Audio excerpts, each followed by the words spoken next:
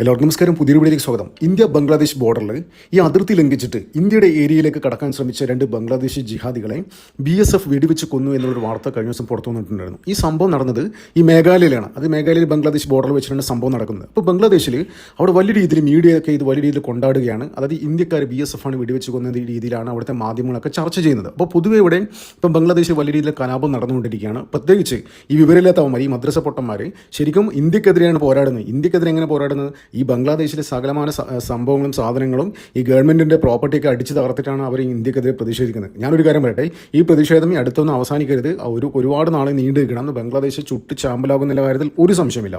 അപ്പോൾ എന്തായാലും BSF ഈ വാർത്ത നിഷേധിച്ചിട്ടുണ്ട്. അതായത് അവർ BSF പറയുന്നത് എന്താണെന്ന് വെച്ച് കഴിഞ്ഞാൽ, ഈ മേഘാലയ ബംഗ്ലാദേശിൻ്റെ ബോർഡർ ഉണ്ടല്ലോ, അവിടെ നിരന്തരം ഈ ബംഗ്ലാദേശികൾ നുഴഞ്ഞു കയറിയിട്ട് അവിടെ ഈ കൃഷി ചെയ്യുന്ന ആൾക്കാർ, നട്ട്സൊക്കെ കൃഷി ചെയ്യുന്ന ആൾക്കാരുണ്ട്. അപ്പോൾ അവരൊക്കെ നട്ട്സ് ഇതൊക്കെ മോഷ്ടിക്കാൻ വേണ്ടി ഇഷ്ടക്കണക്കിന് ബംഗ്ലാദേശികൾ വരാറുണ്ട്. അപ്പോൾ ഈ വലിയ നട്ട്സൊക്കെ ബീറ്റൽ നട്ട്സ് ഉണ്ട്. ഈ നട്ട്സിന് കാവലായിട്ട് ഒരുപാട് ആൾക്കാർ, ഈ ഗാർഡ്സ് ഉണ്ട്, ഈ ഗണ്ണ് ഇതൊക്കെ ആയിട്ടുള്ള ഗാർഡ്സ് ഉണ്ട്. ഈ ഗാർഡ്സാണ് വെടിവെച്ച് കൊന്നതെന്ന് BSF പറയുന്നുണ്ട്. പിന്നെ അതുമാത്രമല്ല വേറൊരു കാര്യം കൂടി BSF പറയുന്നുണ്ട്. അതായത് ഈ ഗ്യാങ് വാറിലാണ് ഇവർ കൊല്ലപ്പെട്ടതെന്ന്. പക്ഷേ എന്ത് തന്നെയാലും ഇപ്പോൾ അവിടെ നടന്നുകൊണ്ടിരിക്കുന്ന, അത് ബംഗ്ലാദേശിൽ നടന്നുകൊണ്ടിരിക്കുന്ന ആഭ്യന്തര കലാപം ഇന്ത്യക്കെതിരെ തിരിക്കാൻ വേണ്ടി എന്തെങ്കിലും ഒരു പോയിന്റ് കിട്ടിക്കഴിഞ്ഞാൽ അത് ഇന്ത്യക്കെതിരെ തിരിക്കാൻ വേണ്ടിയിട്ട് വലിയ രീതിയിൽ പാകിസ്ഥാൻ ISAയും പാകിസ്ഥാൻ അവിടുത്തെ ആർമി ചീഫായ അസീം മുനീറൊക്കെ കിണഞ്ഞ് പരിശ്രമിക്കുന്നുണ്ട്. ഇന്ത്യയിലെ അരക്ഷിതാവസ്ഥ ഉണ്ടാക്കാൻ വേണ്ടിയിട്ടാണ് അവർ കിണഞ്ഞ് പരിശ്രമിക്കുന്നത്.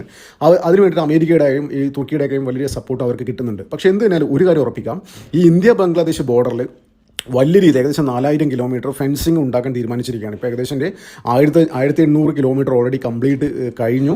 ഇനി അത് എത്രയും തകൃതിയായിട്ട് നടന്നുകൊണ്ടിരിക്കുകയാണ്. അതായത് ഇപ്പോൾ ഇന്ത്യ ബംഗ്ലാദേശ് ബന്ധം പഴയമാരി ഇനി എന്തായാലും പോകില്ല എന്നുള്ള കാര്യത്തിൽ ഒരു സംശയമില്ല. അതായത് പാകിസ്ഥാൻ ഇടപെട്ടിട്ട് വലിയ രീതിയിലുള്ള അവിടെ ഭരണ അട്ടിമറി സംഭവിച്ചിരിക്കുകയാണ്. അതായത് യൂണിസിനെ ഇൻസ്റ്റാൾ ചെയ്ത് തന്നെ അമേരിക്കയ്ക്ക് വേണ്ടിയിട്ടാണ്. അപ്പോൾ വലിയ രീതിയിൽ അവിടെ ബംഗ്ലാദേശിനെ ഉപയോഗിച്ചിട്ട് ഇന്ത്യയിൽ അരക്ഷിതാവസ്ഥ ഉണ്ടാക്കാൻ തന്നെയാണ് ഇനി തീരുമാനം. അപ്പം ഇനി മുമ്പ് തന്നെ നമ്മുടെ ആർമി ചീഫ് പറഞ്ഞു തന്നത്, നമ്മുടെ 2.5 വാർ ഫേസ് തുറക്കണം. ഒന്ന് പാകിസ്ഥാനെതിരെ, ഒന്ന് ബംഗ്ലാദേശിനെതിരെ. ആ 0.5 എന്ന് പറഞ്ഞാൽ ഇന്ത്യക്കകത്തുള്ള ജിഹാദികൾക്കെതിരെ, അതായത് ഈ പാകിസ്ഥാനും ബംഗ്ലാദേശിനെയൊക്കെ സപ്പോർട്ട് ചെയ്യുന്ന ജിഹാദികൾക്കെതിരെ. നിങ്ങൾ ശ്രദ്ധിച്ച് കാണും, ഇന്ത്യയിൽ ഉൾപ്പെടെ മാധ്യമങ്ങൾ, പ്രത്യേകിച്ച് കേരളത്തിലെ ആൾക്കാരൊക്കെ കഴിഞ്ഞ ദിവസം ഈ ഉസ്മാൻ ഹാദി എന്ന് പറയുന്ന ജിഹാദി കൊല്ലപ്പെട്ടിട്ട് ബംഗ്ലാദേശിൽ.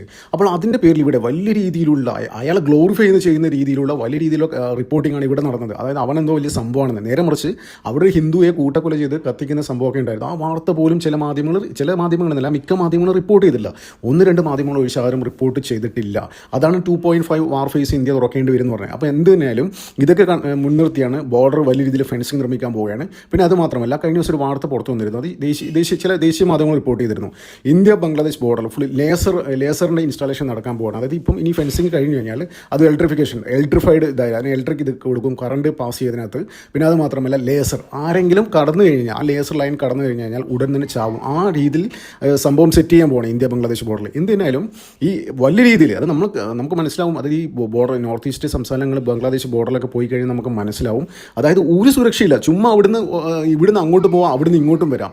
കൂടുതലും ആൾക്കാരും എല്ലാ ദിവസവും രാവിലെ ഈ കന്നുകാലിയെ വയ്ക്കാൻ വേണ്ടിയിട്ട് ഇങ്ങോട്ട് വരുന്നുണ്ട്. അതായത് BSF അറിഞ്ഞുകൊണ്ട് തന്നെയാണ്. പക്ഷേ ഇപ്പോൾ അത് വലിയ രീതിയിൽ കുറഞ്ഞിട്ടുണ്ടായിരുന്നു. അത് രാവിലെ 100 പേര് വന്നു കഴിഞ്ഞാൽ വൈകുന്നേരം തിരിച്ചു വന്നൊരു 50 പേര് തിരിച്ചു പോകും. ഈ 50 പേര് നേരെ പല സഹായങ്ങൾ ആൾക്കാർ ചെയ്തു കൊടുത്തിട്ട് ബംഗാളിലെത്തും. അവിടുന്ന് Aadhaar card, ration card, pan card, passport അടക്കം കിട്ടും. അവിടുന്ന് പല സംസ്ഥാനത്തും, കേരളത്തിലെ ഉൾപ്പെടെയുള്ള സംസ്ഥാനങ്ങളിലൊക്കെ വരുന്നത് ഇത്തരം ബംഗ്ലാദേശികളാണ്. ഇപ്പോൾ ഇന്ന് കേരളത്തിൽ കാണുന്ന മിക്ക ഹോട്ടലിലും പണിയെടുക്കുന്നത് ഈ ബംഗ്ലാദേശികളാണ്. ബംഗാളികളും ബിഹാറികളും എന്നല്ല, പ്യുവർ ബംഗ്ലാദേശികളാണ്. അപ്പോൾ അതിൻ്റെ പേരിൽ തന്നെയാണ്, ആരും കുറ്റം പറഞ്ഞിട്ട് കാര്യമില്ല. ഇപ്പോൾ കഴിഞ്ഞ ദിവസം കേരളത്തിൽ ദൗർഭാഗ്യകരമായ ഒരു സംഭവം ഇറങ്ങേറി. ഇപ്പോൾ ചില ആൾക്കാർ തെറ്റു പറയാൻ പറ്റില്ല. അപ്പോൾ അത്തരം കാര്യങ്ങളാണ് ഇവിടെ നടന്നുകൊണ്ടിരിക്കുന്നത്. എല്ലാം ഇങ്ങനെ ബംഗ്ലാദേശിൽ നിന്ന് വന്ന ആൾക്കാരാണ്. ഈ ബംഗ്ലാദേശിലെ ആൾക്കാരാണ് കേരളത്തിലെ മിക്ക ഹോട്ടലിലും. ഇവന്മാർ മാസത്തിൽ ഒരിക്കലാണ് കുളിക്കുക. വൃത്തി മനാരം എന്ന് പറഞ്ഞാൽ, അതായത് പേഴ്സൺ ഹൈജീൻ എന്ന് പറഞ്ഞ സാധനം ഇവർക്കില്ലാത്ത ടീമാണ്. ഇവരാണ് കേരളത്തിലെ എല്ലാ ഹോട്ടലിലും ഇപ്പോൾ പണിയെടുക്കുന്നത്. അതൊന്ന് ആലോചിച്ച് നോക്കിക്കോ. എന്തിനാലും ബംഗ്ലാദേശ്, ഇനി ഒരു ബംഗ്ലാദേശിനെയും ഇന്ത്യൻ മണ്ണിലേക്ക് അനധികൃതമായി കയറ്റണ്ട എന്ന് തന്നെയാണ് തീരുമാനം. മുമ്പ് ഒരുപാട് അതായത് 2 രാജ്യങ്ങൾ തമ്മിലുള്ള സൗഹൃദം നിലനിർത്തിയിട്ട് ചില നീക്കുപോക്കുകൾ, അതായത് ഇൻ കേസ് ആര് വന്നാലും കുഴപ്പമില്ല, ആ ഒരു സെറ്റപ്പായിരുന്നു. പക്ഷേ ഇനി അത് നിൽക്കില്ല. അതായത് കഴിഞ്ഞ ദിവസം ഞാൻ ഒരു സോഷ്യൽ മീഡിയയിൽ പോസ്റ്റ് കണ്ടു. അതായത് മെക്സിക്കൻ അമേരിക്ക ബോർഡർ ആരെങ്കിലും അമേരിക്ക കിട്ടുന്ന ഉടൻ വെടിവെച്ചുള്ളൂ. പിന്നെ സൗത്ത് കൊറിയയിലൊക്കെ ആരും കയറി കഴിഞ്ഞാൽ അവന്മാർ വെടിവെച്ചുള്ളൂ. അത് ഏതൊരു രാജ്യം അവരെ രാജ്യത്ത് അനധികൃതമായിട്ട് കയറി ചെന്ന് കഴിഞ്ഞാൽ ഒന്നുകിൽ വെടിവെച്ചുകൊല്ലും, അല്ലെങ്കിൽ ആജീവനാന്തം ജയിലിടും, ഇല്ലെങ്കിൽ കഠിന പ്രവൃത്തി എടുപ്പിക്കും. അതായത് നോർത്ത് കൊറിയയിലൊക്കെ എന്താ സംഭവം എന്ന് വെച്ച് കഴിഞ്ഞാൽ, ആരെങ്കിലും അവർ രാജ്യത്ത് അനധികൃതമായി ബോർഡർ ക്രോസ് ചെയ്ത് കഴിഞ്ഞാൽ അവരെ പിടിച്ച് ജയിലിടും. 12 വർഷം കഠിനമായ ജോലികൾ ചെയ്യിപ്പിക്കും, ഭക്ഷണം ഇതൊന്നും കൊടുക്കാതെ, അതായത് ചെറിയ രീതിയിലുള്ള കാര്യങ്ങൾ കൊടുത്തില്ല. അപ്പോൾ അത്ര നല്ല കഠിനമായ ശിക്ഷയുള്ള രാജ്യങ്ങൾ. അപ്പോൾ ഇന്ത്യയും ആ സ്റ്റൈലിലേക്ക് പോവുകയാണ്. ഇതെന്തായാലും വളരെ വൈകിപ്പോയി എന്നാണ് തീരുമാനം, എൻ്റെ ഒരു നിഗമനം. അതായത് വളരെ വർഷങ്ങൾക്ക് മുമ്പേ ഇത്തരം ഈ ബംഗ്ലാദേശികൾ നുഴഞ്ഞായിട്ട് തടഞ്ഞു കഴിഞ്ഞാൽ നമുക്ക് ഒരുപാട് കാര്യങ്ങൾ ഇപ്പം എല്ലാ സംസ്ഥാനത്തും പ്രത്യേകിച്ച് ഈ നോർത്ത് ഇന്ത്യൻ സംസ്ഥാനങ്ങളിലൊക്കെ നമ്മളിപ്പോൾ SIR നടന്നുകൊണ്ടിരിക്കുകയാണ്. UP-യിൽ 4 കോടി ജനങ്ങളാണ് വോട്ടർ പട്ടികയിൽ നിന്ന് പുറത്തായി. ബംഗ്ലാദേശം 2 കോടിക്ക് അടുത്ത് പുറത്താകുന്നത്. കേരളത്തിന് 50 ലക്ഷം പുറത്തായി. ഇവിടെ 1.5 കോടി ആൾക്കാരാണ് തമിഴ്നാട് പുറത്തായി. ഇതൊക്കെ ആൾക്കാരൊക്കെ ഒരു ഐഡൻറ്റിറ്റി ഇല്ലാതെ ബംഗ്ലാദേശിൽ നിന്ന് കയറി വന്ന ആൾക്കാരാണ്. ഏകദേശം ഇവിടുത്തെ ഇന്ത്യയിൽ ഇപ്പോൾ 145 കോടി ജനങ്ങളുണ്ട്. എത്ര കോടി ജനങ്ങൾ ബംഗ്ലാദേശികളുണ്ടെന്ന് ഒരു ഐഡിയ ഇല്ല. കേരളത്തിൽ ഈ കൊച്ചു സംസ്ഥാനത്ത് തന്നെ 3.5 കോടി ജനങ്ങളുടെ സംസ്ഥാനത്ത് തന്നെ 50 ലക്ഷം 60 ലക്ഷം പേര് വോട്ടർ പട്ടികയിൽ നിന്ന് പുറത്തായി എന്ന് പറയുമ്പോൾ അതിന് ഗൗരവം ഒന്ന് ആലോചിച്ച് നോക്കി. UP-യിൽ 16 കോടി ജനങ്ങളെ 25 കോടി ജനങ്ങളുള്ളത് 16 കോടി ജനങ്ങളെ വോട്ട് ചെയ്യാൻ പോകുന്നത്.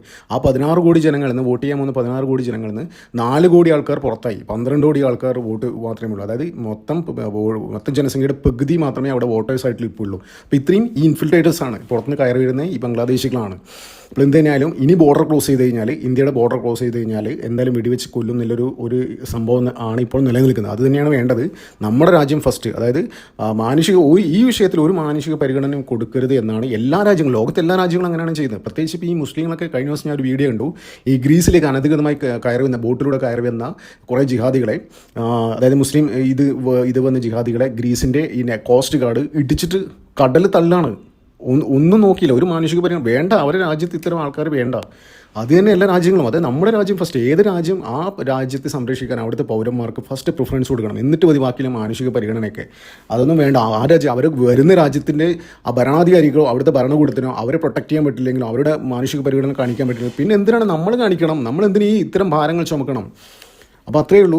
ഇന്ത്യ ഇത് പണ്ടേ ചെയ്യേണ്ടതാണ്. ഇപ്പോൾ ഈ SIR എല്ലാ സംസ്ഥാനവും കൂടി നടപ്പിലാക്കുക. ഏകദേശം കോടിക്കണക്കിന് എത്ര കോടി ആൾക്കാരുണ്ടെന്ന് പറയാൻ പറ്റില്ല. 25 ഈ സംസ്ഥാനത്ത് നിന്ന് ഓരോ കോടി ആൾക്കാർ വെച്ച് പോയി തന്നെ ഏകദേശം 25 കോടി ആൾക്കാർ പുറത്തു പോകും. ഇത്രയും ആൾക്കാർ എത്രയേറെ ബംഗ്ലാദേശികളുണ്ടാവും. കുറേ ആൾക്കാർ മരിച്ച ആൾക്കാരൊക്കെ ഉണ്ട്, ഓഫ് കോഴ്സ്. അതായത് മരിച്ചിട്ടും വോട്ടർ പട്ടികയിൽ നിന്ന് നീക്കം ചെയ്യാത്ത ആൾക്കാരുണ്ടാവും. എന്നാലും ഈ വന്ന ആൾക്കാർക്ക് ബംഗ്ലാദേശികളാണെന്നില്ല ഒരു സംശയമില്ല. പിന്നെ ഒരു കാര്യം ഞാൻ പറയാൻ ആഗ്രഹിക്കാം. കേരളത്തിലെ മിക്ക ഹോട്ടലിലും പണിയെടുക്കുന്നത് ഈ ബംഗ്ലാദേശികളാണ്. ആഴ്ചയിൽ മാസത്തിൽ ഒരു തവണ മാത്രം കുളിക്കുന്ന ആൾക്കാരാണ്. ഈ സംഭവം ഏറ്റവും കൂടുതൽ സോഷ്യൽ മീഡിയയിൽ വൈറലായത് ഈ അടുത്ത കാലത്ത് ഈ ബംഗ്ലാദേശ് ക്രിക്കറ്റേഴ്സിൻ്റെ ഒരു ഫോട്ടോ പുറത്തു വന്നിരുന്നു. ഈ താടിയൊക്കെ വെച്ച് ഇങ്ങനെ വലിയ കുളിക്കാത്ത രീതിയിലുള്ള ഒരു ഫോട്ടോ ഒക്കെ. ആ സമയത്താണ് പല ആൾക്കാരും, പ്രത്യേകിച്ച് പ്രവാസികളൊക്കെ, അവരുടെ അനുഭവം, ബംഗ്ലാദേശികൾ കൂടെ നിന്നതും സ്വന്തം അപ്പാർട്ട്മെൻറ്റിലേക്ക് നിന്ന് അനുഭവങ്ങൾ പങ്കുവെച്ച ഇതിൻ്റെ അടിസ്ഥാനത്തിലായിട്ടാണ് ഞാൻ ഈ കാര്യം പറഞ്ഞത്. ഇപ്പോൾ എന്ത് തന്നെയാലും ഇന്ത്യൻ സർക്കാർ ഇപ്പോൾ കാണിച്ചുകൊണ്ടിരിക്കുന്ന അഗ്രസീവായിട്ട് കാര്യം തന്നെയാണ്, നല്ല കാര്യം തന്നെയാണ്. ഇത് പണ്ടേ ചെയ്യേണ്ടിയായിരുന്നു. അങ്ങനെ മുമ്പ് ചെയ്തിട്ടുണ്ടെങ്കിൽ ഇപ്പോൾ നമ്മൾ ഈ ദുരിതം അനുഭവിക്കില്ലായിരുന്നു. നന്ദി, നമസ്കാരം. മറ്റു വീഡിയോ കാണാം.